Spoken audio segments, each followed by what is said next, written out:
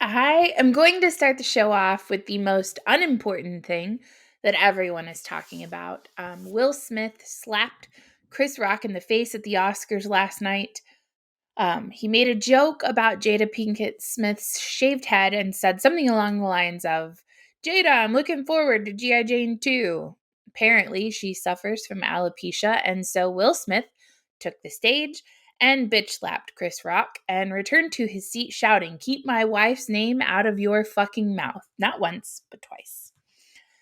There are a couple things with this. Number one, are comedians not allowed to joke anymore? Can anyone walk up onto stage now and punch comedians for things that they find offensive? Because I'm going to an Amy Schumer show as soon as possible. Honestly, though, I'm not going to comment on their personal life and what decisions they make as a couple because that is between them. But I can see this situation from two perspectives. Rock is there to do a job. He was paid to crack jokes and roast people. That's what every host has done since the beginning of forever. To believe that anyone is off limits is simply silly. At the same time, Hollywood is vanity served on a silver platter.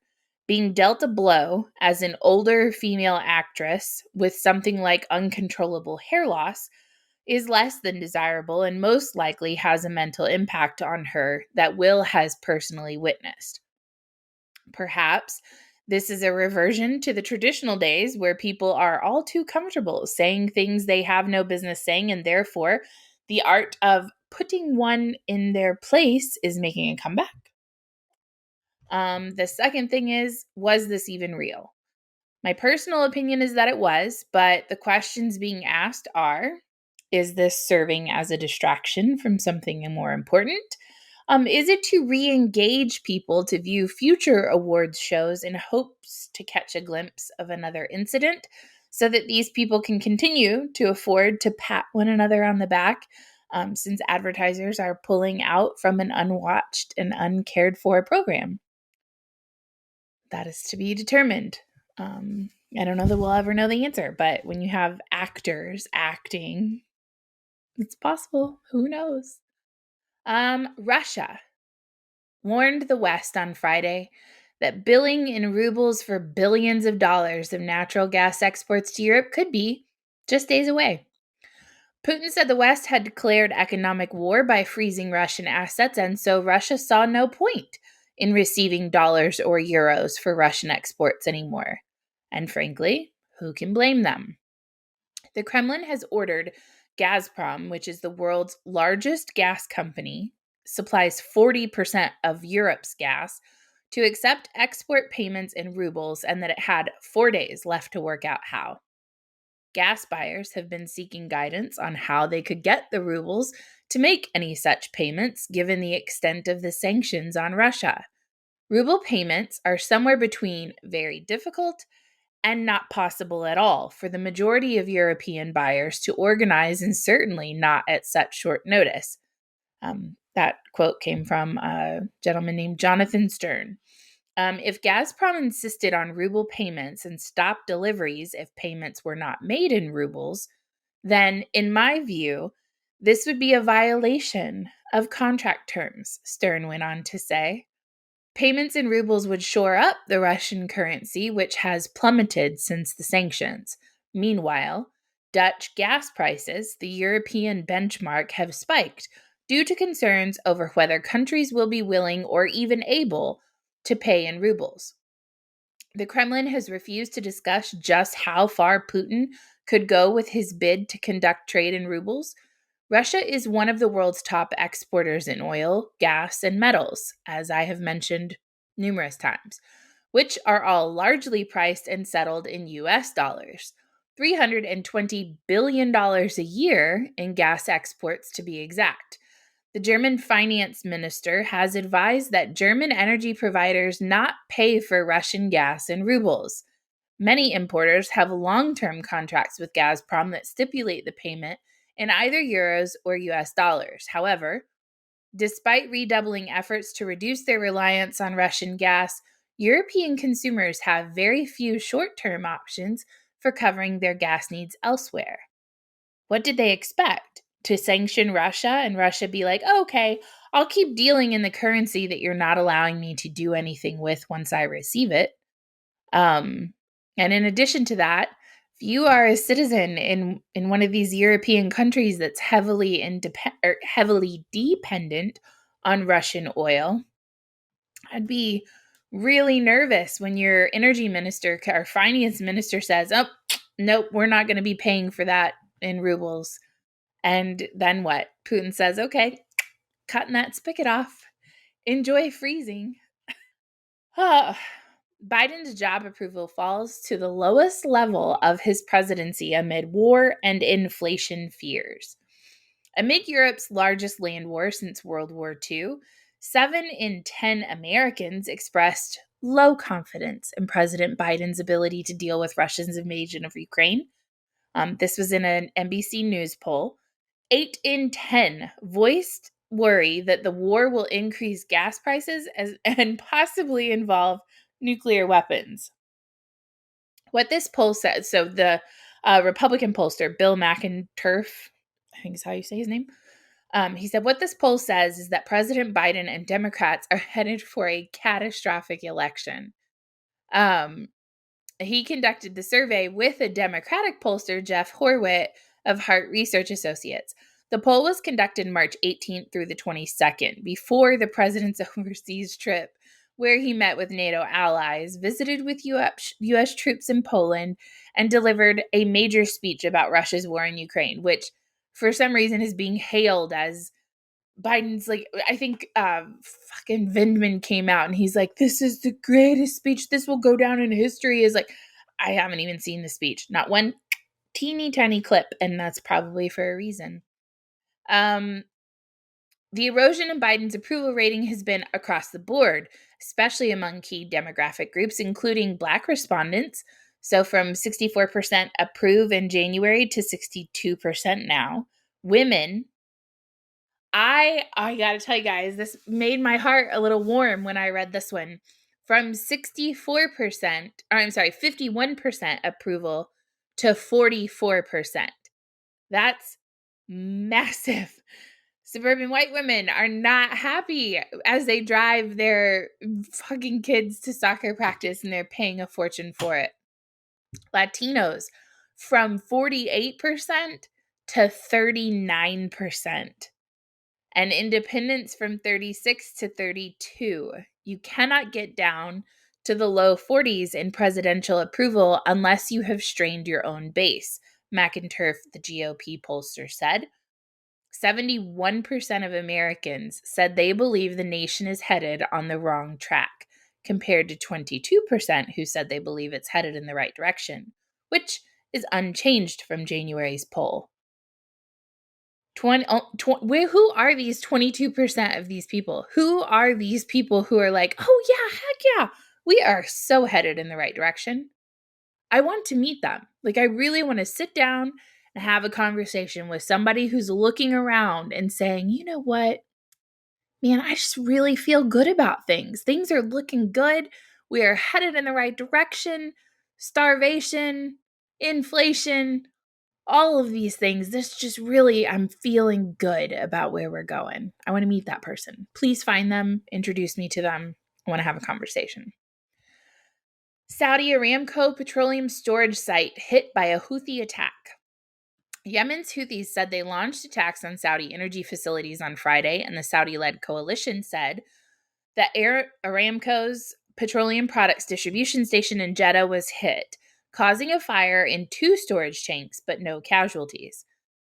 The Iran-aligned Houthis have escalated attacks on the kingdom's oil facilities in recent weeks ahead of a temporary truce for Ramadan.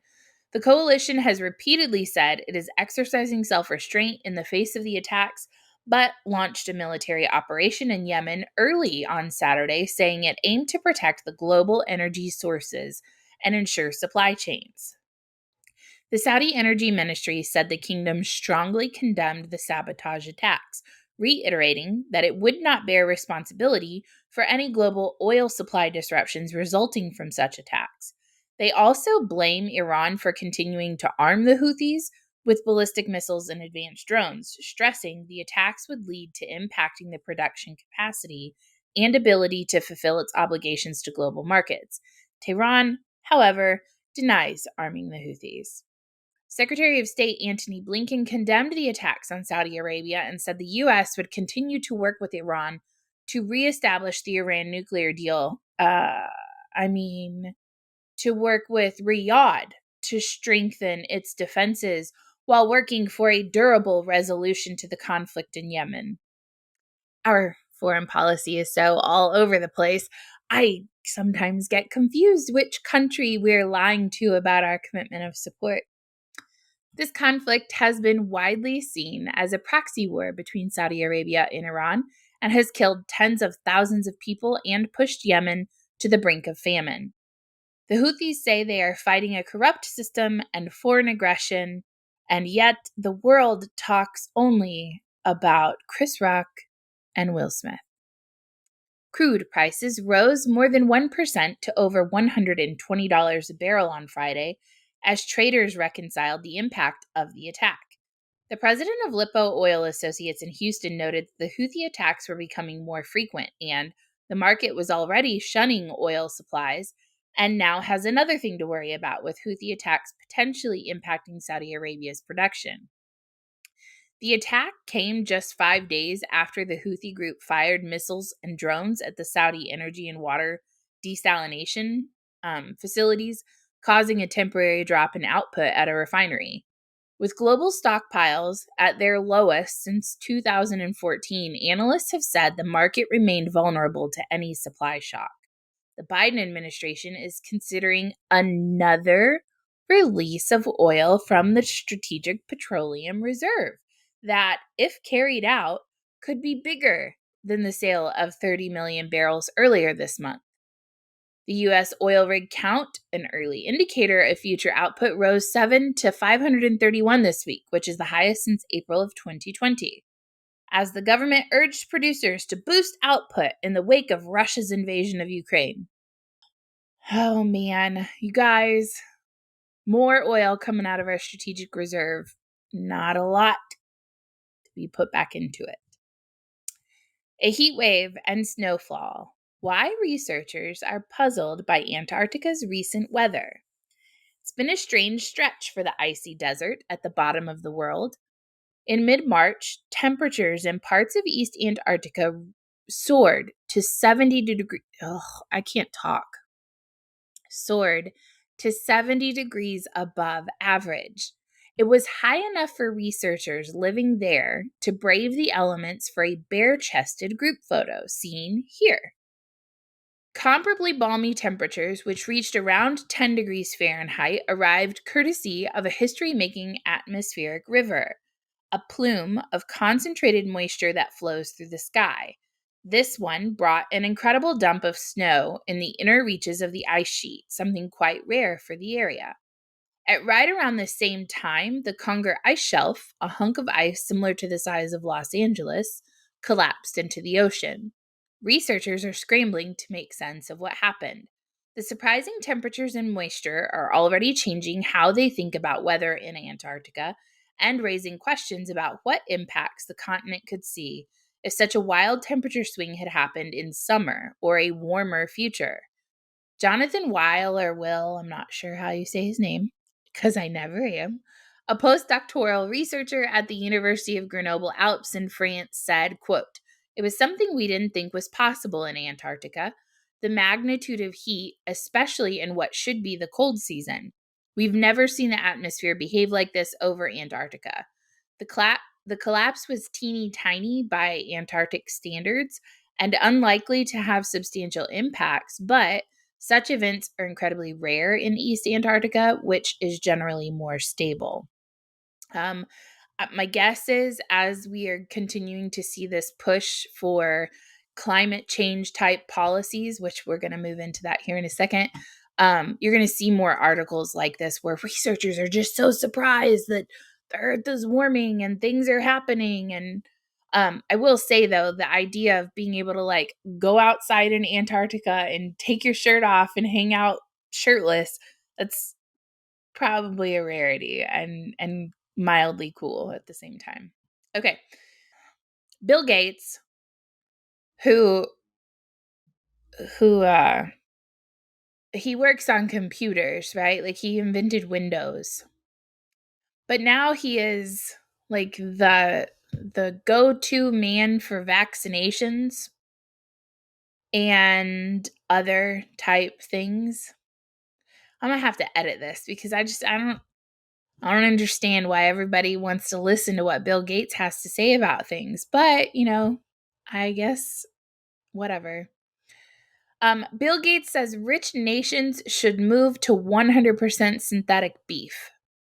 Bill Gates recently said that he believes rich nations would help the global fight against climate change by consuming only plant-based meat products instead of beef. He made his statement when asked about how countries can help reduce methane emissions when it comes to food production.